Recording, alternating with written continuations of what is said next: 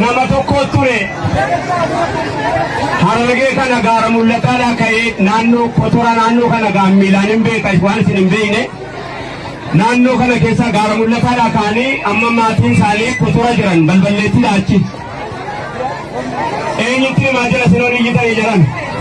manguddootti dhagee namaan amma balee fudhadheen galu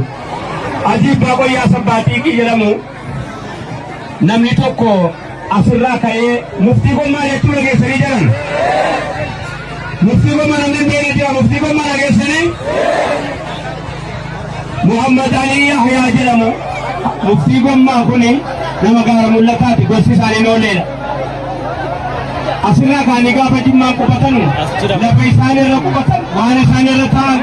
ulamaa guddaa bijimma beektu kan Ajiib Baaqoyyaa Sabbaatii kan jedhamanutu lafa isaan ammarra jiranu gaafa sana keessa kaartaatti baasee bakka isaan irra jiru yeroo hamtuu keessa gaafa hokkiftuu keessa utuu wallaalaan harargee keessa bakki qubatanu jiru harargee sheekii harargeetti miti quba qabaadha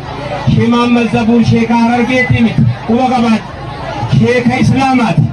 sheeka waacuuti miti sheeka dhihaa harargeetti miti sheeka bahaa harargeetti miti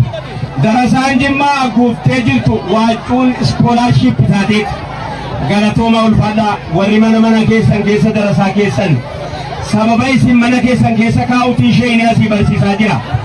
yeroo jalqabaatiif biyyattii kana keessatti